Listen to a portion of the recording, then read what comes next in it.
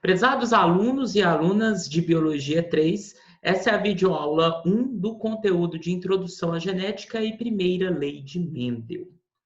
Pessoal, os trabalhos desenvolvidos pelo monge Gregor Mendel foram realizados na República Tcheca em meados do século XIX. Basicamente, Mendel trabalhou com o cruzamento de ervilhas e que permitiram a esse indivíduo conseguir elucidar as leis que governam a transmissão das características de uma geração para outra.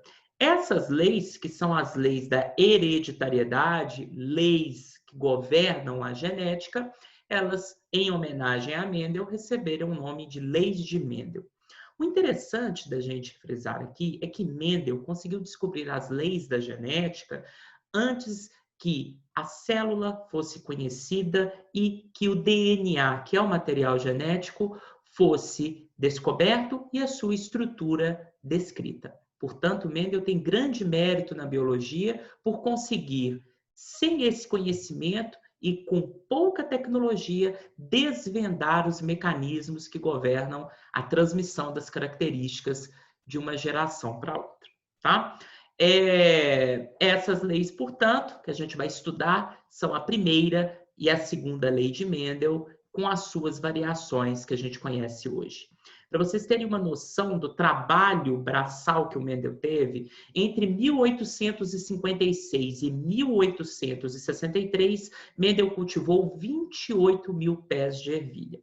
E o sucesso de Mendel, ele está baseado em 3 fatores. Quais são esses fatores? O primeiro fator que está relacionado ao sucesso do Mendel foi a escolha do modelo biológico.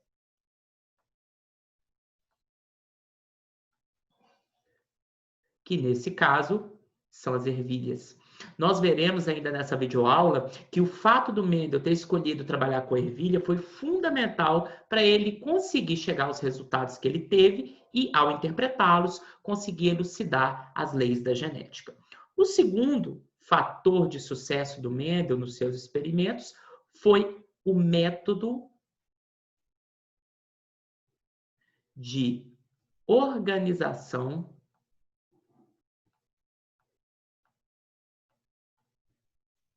dos experimentos.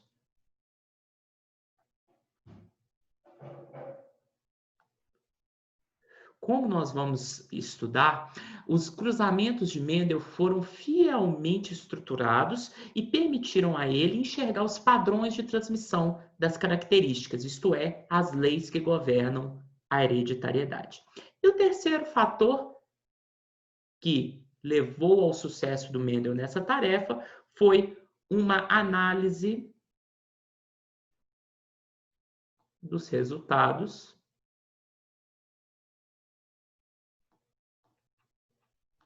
sob o olhar matemático. Então, esses 3 fatores, um bom modelo biológico, a ervilha, um método de organização dos experimentos fiel e cumprido em todas as etapas, e um olhar, uma análise matemática dos resultados obtidos, foram os 3 fatores que levaram ao Mendel ao sucesso na elucidação das leis da genética, as famosas leis de Mendel, tá? Nessa imagem aqui, nós temos um mosteiro onde Mendel desenvolveu boa parte dos seus experimentos com ervilha. Hoje é um museu dedicado à história desse grande essa grande figura dentro da biologia. Bom, por que a ervilha da espécie Pisum sativum, ela foi um bom modelo biológico para o estudo das leis da genética? São vários os fatores. Primeiro, ervilhas são plantas de fácil cultivo. Qualquer canteirinho com uma terra não muito bem adubada já é suficiente para que você desenvolva plantações de ervilha experimentais. Portanto, lá no mosteiro onde o Mendel desenvolveu os experimentos, ele tinha plenas condições de fazer vários cruzamentos entre as ervilhas. Bom, outro fator é que, pelo fato da flor da ervilha ser hermafrodita, isto é, ela tem tanto estruturas reprodutivas masculinas do androceu quanto, na mesma flor, estruturas reprodutivas femininas que compõem o gineceu, essa morfologia de flor hermafrodita permitiu ao Mendel uma manipulação controlada dos cruzamentos. Por quê? Quando ele queria fazer um cruzamento entre duas diferentes variedades de ervilha, ele poderia remover as estruturas masculinas, o androceu, e manter o gineceu, e poderia ir em outra variedade, usando um pincel, ele recolhia grão de pólen das estruturas masculinas daquela segunda variedade e transportava esse grão de pólen utilizando o pincel para a variedade que aqui vai atuar como variedade feminina. Então, dessa forma, facilmente ele fazia cruzamentos controlados entre uma variedade e outra. E quando Mendel queria deixar que uma variedade cruzasse consigo mesma, isto é, fizesse autofertilização, era simplesmente deixar que a natureza atuasse e os próprios grãos de pólen daquela variedade caíam no gineceu dela mesma, uma vez que a flor hermafrodita, nesse caso, não era alterada. O tempo de geração das ervilhas ele é muito curto. Isso quer dizer que o ciclo de vida da ervilha é curto. Então, em um determinado período de tempo não muito largo, Mendel conseguiu observar várias gerações de ervilha, já que o ciclo de vida dessa planta era um ciclo de vida curto. E isso, para estudos genéticos, é extremamente interessante, quando você quer descobrir as leis que governam essa transmissão de características de uma geração para outra. A ervilha é uma planta que, durante o seu processo reprodutivo, produz muitas sementes. E é por esse motivo que a gente diz que a ervilha gera um grande número de descendentes. E Mendel tinha disponível 7 variedades diferentes de ervilha que diferiam em características com variação discreta. Características com variação discreta são qualquer tipo de característica que você separa os indivíduos em categorias extremamente bem definidas. Então, Mendel tinha 7 variedades que ele conseguia separar os indivíduos em categorias bem definidas. Exemplo, ele tinha indivíduos que tinham posição da flor axial, ou seja, ao longo do eixo principal da planta, enquanto ele tinha um outro grupo de indivíduos, uma outra variedade, onde a posição da flor era terminal. Ele também tinha indivíduos que tinham a flor branca e tinha indivíduos que tinham a flor roxa ou púrpura. Então, não sei se vocês estão percebendo, as categorias são muito bem definidas. Flor branca, flor roxa, posição da flor axial, posição da flor terminal. Planta grande, que é a altura alta, planta pequena, altura baixa. Sementes com textura lisa e sementes com textura rugosa. Plantas com sementes que têm a cor amarela e plantas com semente com a cor verde. Vagem de forma inflada, vagem de forma comprimida e vagem de cor amarela e vagem de cor verde. Então, essas 7 variedades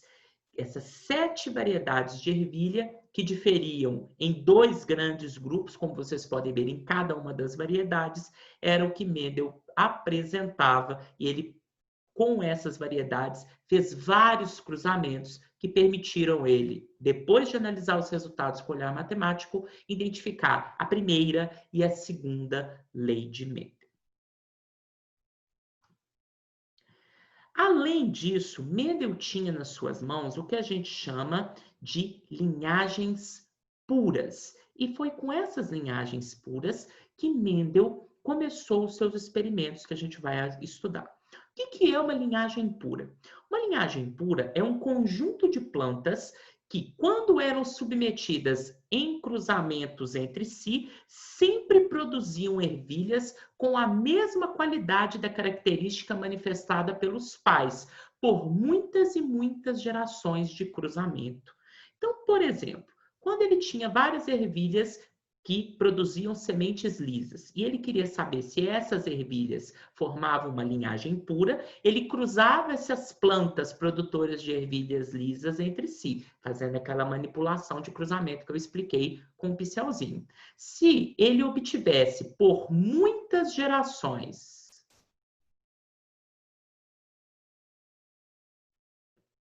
ervilhas que continuavam manifestando a característica idêntica aos dos pais, ele considerava que os pais formavam uma linhagem pura. Então, como todos os filhos e os filhos dos filhos, nesse caso, continuavam manifestando a característica de ter uma semente de textura lisa, os pais e todos os descendentes formavam uma linhagem pura para a característica textura da ervilha lisa.